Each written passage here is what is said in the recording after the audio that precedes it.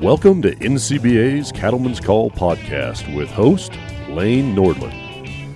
All righty, friends. Welcome back to more conversations on the Cattleman's Call podcast. I'm your host, Lane Nordland. And the Cattle Industry Convention and NCBA trade show for 2023 is coming up very, very quickly, and there's a lot in store for cattlemen and women to experience at this year's event in New Orleans, or New Orleans, however you pronounce it. We're all heading down to the Big Easy here very, very soon. That first week of February is going to be one heck of a time. And to give a quick preview about what our attendees will be experiencing, we are joined by Kristin, Torres, and Larson. They work on NCBA's meetings and events team and really lead the charge to planning the Cattle Industry Convention and NCBA trade show. And as I mentioned, we're just a week out from being in the Big Easy. And so they are here to give our listeners, maybe you're on the road to convention today listening to this conversation, they're giving us that quick preview into what is in store. But first off, Kristin, how many years have you been involved in planning the Cattle Industry Convention? Oh my gosh, more than I like to admit, honestly, but this convention is actually going to be number 20 for me. My very first day on the job was at convention on site in Phoenix in 2004. Wow. So I've been around the block a couple of times. We'll have to have a celebratory event for that 20 years. I feel like we should. What better place to celebrate than New Orleans?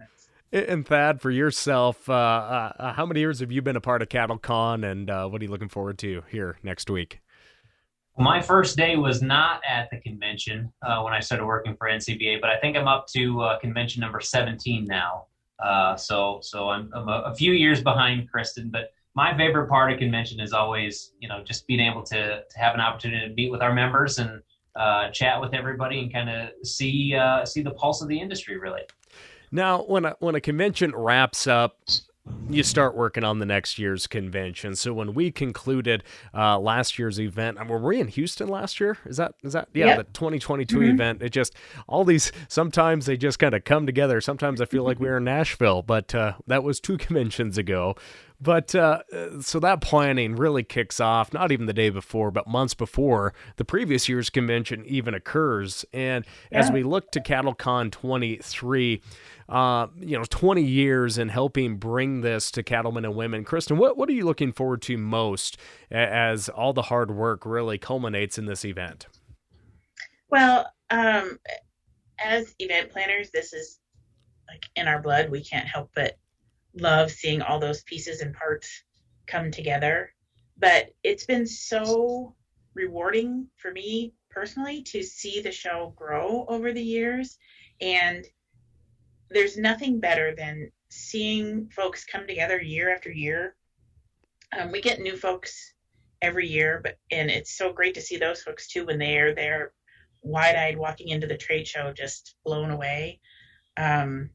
But my favorite part is really seeing those folks come together, and probably I have 2 very specific favorite moments of the convention that I look forward to every year. The first is when I'm backstage at the opening general session, and I always get nervous that nobody's going to come into the room every single time. You can ask that. I'm always afraid nobody's going to show up. And then we come out from backstage and seeing the room full, and while the event's going on, watching everybody's faces as they're listening to the speaker. I mean, it's just, that's the best. Then my second favorite part is that same day. But when the trade show opens, right after that general session, there's just a huge buzz and there's an energy and there's a huge crowd at the doors. And when we open those doors and everybody's streaming into the exhibit hall, I have goosebumps right now thinking about it. It's just the best. And Thad, for yourself, what do you look forward to when convention kicks off? Well, it's a couple of different things. Kristin pointed to a couple of different items that are sort of on my checklist for things that I look most forward to. But I can always tell when you've done this for as long as we have, and in particular for me, when you have a name like fad.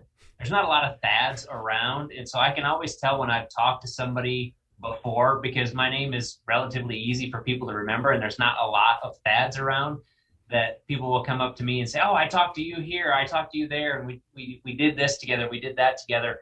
And it could have been, from the last couple of months, or it could have been from 5 years ago, 6 years ago, a decade ago, and somebody will do that. So that's something that I look forward to a lot as well. Just making those opportunities to connect with people. It's pretty fun. Now, of course, attendees, when the NCBA trade show opens, it's just a flood of people that come in, and there's so many experts in the field of livestock production and crops management also as well there, and just so many different sectors coming in that support cattlemen and women in the countryside. And I always say I'm so busy at cattle convention, I actually really don't even get a chance to walk through it till like the last hour or two of the actual convention and trade show. But how big is this year's trade show? How many booths and how many acres is that NCBA trade show floor going to consist of this year? Well, it's completely sold out this year, which is fantastic. But we have about close to 8 acres by the time you combine the indoor and outdoor space. Outside, we have some ag equipment you'll see out there. And then we also have a ride and drive area so folks can get out there and test drive a couple of different trucks. On the show floor, like I said, it's completely sold out. We were trying to get creative the other day to squeeze one more exhibitor in there, and there are about 360-ish companies that are going to be on display there in New Orleans. So we're super excited.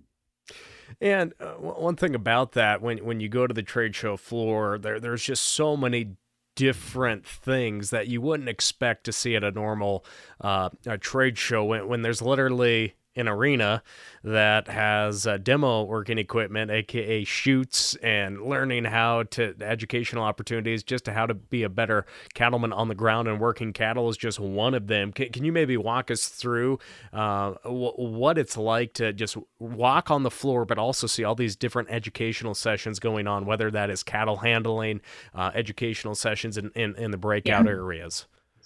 Yeah, so the trade show itself is it's an event to itself. It's like you said, it's not like a normal average trade show. So we build 2 arenas on the trade show floor. One we call the Shoots and Scales Showdown, and that's where folks can actually do a side-by-side comparison of we have 5 different shoot manufacturers and scale manufacturers there, and we're literally running cattle through there. And so you can see live demos of those, literally one right after the other. So if you're in the market for that, it's great. And it's educational in that you might learn something about a shoot you already own that you may not know. So that's one area. The second area is our stockmanship and stewardship demonstration arena. And that's where we do live cattle handling sessions. And we have some great education sessions going on every day, basically all day, every day in there, with Dr. Ron Gill, Kurt Pate, Dr. Dean Fish are in there. So those gentlemen, if you haven't ever heard them speak, it's pretty impressive. So I highly recommend people carve out some time for that. And then we also have 2 different areas on the show floor that are more classroom style education. One of them is called the Learning Lounge. And those are more traditional kind of education programs happening there. And then a new area that we have this year is called Cattle Chats. And that's more of a TED Talk type format in that they're short sessions that are happening in there. So they're like 15, 20 minutes tops. So that's a great way when you're kind of wandering through the show floor to stop in, get some education as you're strolling the aisles, the acres and acres of aisles. And also, when you attend the event, there's always keynote speakers that are billed that really kick off the event and then wrap up the event. Can you share more about who is going to be kicking off the event? Obviously, I'm from Montana, and I used to always get asked if I was from Texas when I'm in an airport wearing a cowboy hat. Now I get asked if I'm from Montana because of a certain TV show that is very popular. And I'll be honest, I've only watched a few episodes. I just started watching 1883 just to kind of prep myself. And so because I see some discrepancies when I watch the Yellowstone show, obviously is what I'm referring to. But Taylor Sheridan is going to be really kicking things off. What will attendees be hearing from him? What is the main goal of this message going to be? Because there's a lot of people that just aren't fans of the Yellowstone show, but maybe they'll be fans of Taylor Sheridan once they hear his story. Yeah. So the thought behind bringing in Taylor Sheridan to address the group is, one, obviously popularity of the show for as many of people that aren't interested in it. We have 3 more for everyone that love it. Taylor's very adamant about wanting to portray the industry in a good light, and he tries to be very cognizant of how he is doing that. And he doesn't do a lot of speaking opportunities, and we did a actual personal invite to have him be a part of the convention. And he took this, it's literally the first time that he's really been doing this type of event because he wanted to talk to the group. He does own a couple of ranches in Texas himself. So he's living and breathing the industry and wants to talk about that. And I know a lot of folks are aware that he recently purchased the 4 Sixes Ranch in Texas. 4 Sixes is a past regional environmental stewardship award winner, one of our most prestigious awards that we have here. And so we're going to be talking to him, a little bit about the show, what his goals are in when he's putting together the show, when he's writing the show and producing it, talking to him about sustainability, the hot topic in the industry right now, and what's happening on 4 Sixes Ranch. And then similar to the conversations that we would have with all producers, what's keeping you up at night, what's happening in your world, what are you seeing? And really it is about the show and the celebrity that is Taylor Sheridan, but it's also about Taylor Sheridan, the producer.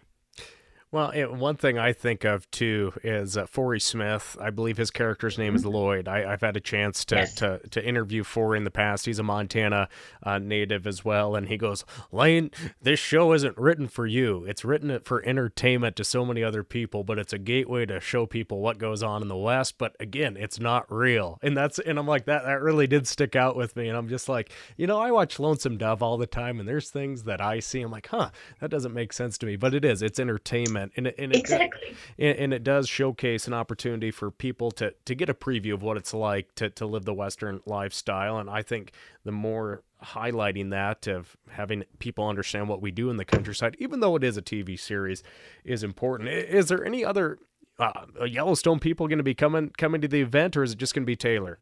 Yeah, so we have a couple of folks that will be in the trade show that night, Forey being one of them. He's going to be there doing a little meet and greet for us. And then actually we have a couple of the ranch hands that you see on the show as well. And we're kind of leaving those a little bit to surprise. So Beringer Ingelheim is our sponsor for that opening general session. And those additional actors are going to be in their booth following the event to do a little meet and greet there as well. And how about that closing session speaker? Who's that going to be this year? A gentleman by the name of Chris Cook, and he has a talk that he does. It's called If I Can, and he's actually a farmer from Canada, and he was born with no arms and no legs, and he has an incredible story. If anybody has seen any of the videos that he has online, he's out there driving his John Deere tractor, and the moment when we were selecting speakers and the moment we brought some of that up, everybody was like, I want to hear how that's happening, and I want to hear how he's making that happen. So he has a truly inspirational, motivational, kind of leave you feeling good kind of talk to end out the week of the convention. Well, great. That I'm looking forward to both of those speakers as well, because the purpose of going to cattle convention is to better yourself, hear a different perspective on things, and a different view on how other aspects of the industry or just business in general, how different practices can truly help you out in the countryside. Is so important, and that's my view of why people go to convention. It's to look towards the future and learn, and of course on the policy side of things too, to really set a direction for the cattle industry. And when folks get down there, what are some of the behind the scenes advice that you have? The one thing that always comes to mind is, gosh darn, it's kind of the end of the day. We should start thinking of somewhere to go. Well, it's good to think of where to go maybe before you get there, so you're not walking around or trying to get reservations last minute. Do you guys have any suggestions on what are some of the best places to eat around the convention center or further out? Because it is not a very far walk, but it is a walk from some of those main thoroughfares there in New Orleans. Well, one thing I will say, as folks are planning for their week, we do have on the website, we put together a list of steakhouses. Every convention city we go to, we put those together. Some of the top restaurants in the entire country are in this city. One of my very personal favorites is Dickie Brennan's Steakhouse. It's a traditional steakhouse, but it has the kind of New Orleans twist to it. That's probably one of my favorites. Do you have some favorites in New Orleans as well? Yeah, that's one of mine also. There's so many to choose from in New Orleans, but probably top of that list, Torres, Metropolitan, and Desi Vegas, both pretty good options if you're looking for a good steak. And Kristin gave the best advice. Check out the website, check out that list of restaurants, steakhouses, and make your reservations early, because it'll be a very busy time of the year for the steakhouses in particular. And just that area of the country, because you've got Mardi Gras right around the corner. So it'll be a very busy time in the city and a popular place to be. So French Quarter is not very far away. Like you said, only a couple of blocks. And so it's easy to get to. If you're not opposed to walking a little bit, very easy. If not, it's a short cab ride, Uber ride just down the road. So easy to get to many places. Now, truly one of the most historic cities in our nation's history, and so obviously there's a lot of tours on the historical side of things that attendees can participate in, but also it's always great to get out, stretch your legs, and see some of the agricultural aspects of this region too. What are some of those tour options that folks can get registered for? Well, we actually partner with a company in New Orleans to put together some ag tours for us. All of that information's on the website.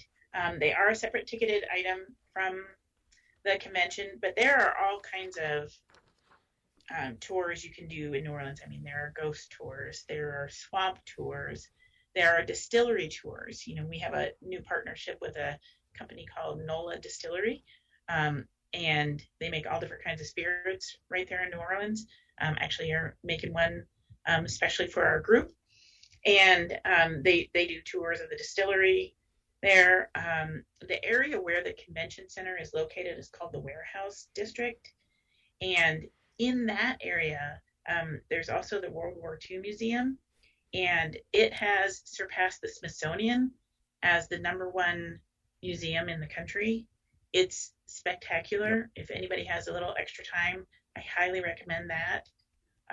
Also, Mardi Gras World is less than a mile from the convention center. It's actually at the end of the building, and they do most of the floats that are in the Mardi Gras parades that you see, and it's an amazing experience to go through there as well. They have daily tours there as well. No, and just to see and do. well, yeah, and to echo that World War II museum, if you get there early in the day, or you have I mean, it takes a while to get through, but it truly is one of the best museums that I've been through, and hopefully I can run over to there before the convention begins when I get to town, because it truly is just something to learn more about our history, and just there's so many past cattlemen and women that have helped build NCBA that were a part of the greatest generation and still are, that fought for our freedom. So head on down to that museum. It truly is something that you don't want to miss. But also, Thad, you're kind of the hotel man in the NCBA world, and I know we're a week out, but if folks are like, you know what, things are looking pretty good here at the home place, and you know what, the weather's not too bad, I think last minute I'm gonna come down. How can they get a hotel room booked even last minute? Yeah, registration and hotel rooms. Well, registration never closes, so it's real easy to do that. You just hop on the website and go through the prompts, and you can get registered pretty easily. You'll find out on the website as well all the hotel details for our host hotels. You just give them a call, or we'll have a link there for our later hotel options for people to be able to book online also. So. And that'll be in the mix through the registration process as well. So you've got a couple of options when you get near to the event, either reach out to the hotel directly or utilize our booking link to see what we might have available depending on when you're going to arrive and depart, and make a reservation. So it's pretty easy. We're trying to make it as easy as we can, and certainly if people have questions, they can reach out to us with anything they have, and we'll be happy to give them help. And also, there is an opportunity every single day and night to really participate, and there's a lot of hard work that goes on during the day, whether that's the educational sessions, policy, state meetings, whatever it might be. What's going on Thursday and Friday night of convention this year, entertainment-wise? So, all work and no play makes for a very dull convention day, as we like to say over here. So that's part of the fun of our jobs too, is we love putting these evening events together for everyone. So Thursday night this year is actually going to be a speakeasy, and it's called The Secret Cow, If You Know, You Know. And it's actually at a location that's about a block and a half from the convention center. It's sponsored by our friends over at Central Life Sciences, and they always love to put on a good event.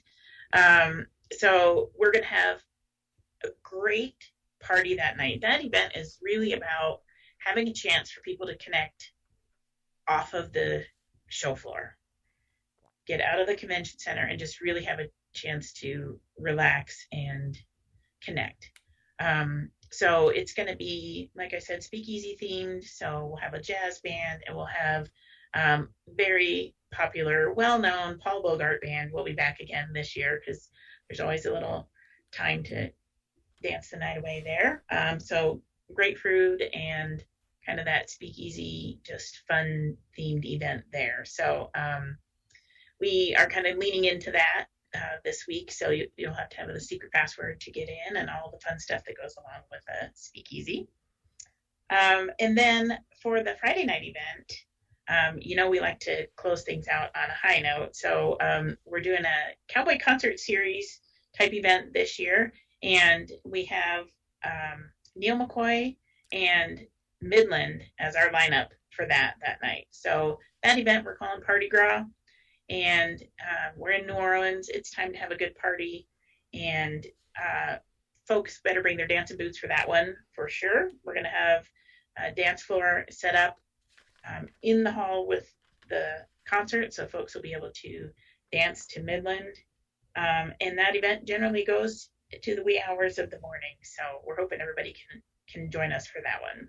Should be a great experience. Well, there's a good thing my flight isn't until 5 p.m. on Saturday there. Right. Because all you got to do is give me that link. So, and as I mentioned before, education is truly one of the foundations of this event, aside from creating a policy for the future of the cattle industry. But the Cattlemen's College is sponsored by Zoetis for some time now. Again, a key highlight for so many attendees. What are some of the educational sessions that will be going on to help improve profitability and longevity in the industry this year with Cattlemen's College? Yeah, it's actually the 30th anniversary of Cattlemen's College this year. So they're doing a little bit of celebrating for that, kicking off the week. Ray Starling is going to be our general session speaker for that. And he's going to have a great talk on foodies and trends that we're seeing now. And then in addition to that, there's 2 days of breakout sessions. There's 25 different sessions that attendees will be able to go to. And there's some of those sessions that will repeat on Tuesday afternoon before we kind of lead into everything on Wednesday. Tuesday afternoon also includes some cattle handling sessions. We use that demo arena that I talked about earlier. And so folks for Cattlemen's College actually have an opportunity to attend some of those sessions that are just for those folks as well. So registration numbers for Cattlemen's College have been coming in great. Really getting a lot of positive feedback from folks on that session in general. And like I said, 30 years we've been doing this, and it just continues to grow year over year. Some people, Lane, forget about Cattlemen's College. There's so much content there that you just simply can't get to all of it. And so some folks may go, well, there's lots of stuff there, and I'd like to go to some things, but I'd like to go to some of the others, and I just don't have enough time. Still register for Cattlemen's College, because all of that content is captured for our attendees who register for Cattlemen's College. And even if they don't have time to get to it in person while they're there in New Orleans, they have access to that online digitally after convention is done. They can watch it as many times as they want to. They can go to sessions and see sessions they didn't have a chance to see in person. All that content is there. So it's not an opportunity missed. It's an opportunity gained when it comes to Cattlemen's College. Again, you mentioned that registration never closes, but for our friends that are like, you know what, we're going to go down. We're going to take the weekend to go down. What's the best way to get registered? Best way to get registered, just head to ncba.org and go to the events area, and you'll be able to see all the details for convention and get registered within just a few clicks. Pretty simple. Again, visit convention.ncba.org. Again, the Cattle Industry Convention, NCBA Trade Show, February 1st through the 3rd, 2023. Going to be a great opportunity just to really help set direction for the future of the cattle industry. See friends, make new ones, and of course, learn more about the industry and how we can work together to make a bright future for the U.S. cattle industry. Thad, Kristin, any last thoughts that you would like to share with our members as we wish them luck and safe travels down to New Orleans here in about a week? You know, I would just say if any listeners haven't been to the convention before, I highly recommend that you check it out. I think we find once we get people there, they come year over year. So if you haven't attended, I highly recommend you give us a try. Thad, any last thoughts?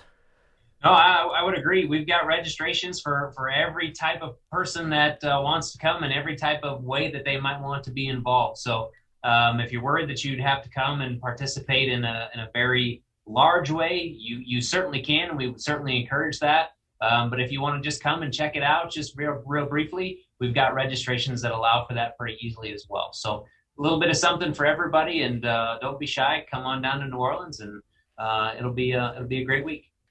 Again, Cattle Convention 2023, the 1st through the 3rd of February. For more, visit convention.ncba.org, and we look forward to seeing all of you down there as we will be recording several shows for the Cattlemen's Call podcast as well. Thad and Kristin, thanks for joining us here today. Thanks for having us. Thanks, Lane. See you in New Orleans. See you there. All right, friends, that'll do it. I'm Lane Northland. We'll catch you next time. Thanks for tuning in to NCBA's Cattlemen's Call podcast with Lane Nordland. For more information, visit ncba.org and make sure to subscribe to the podcast today.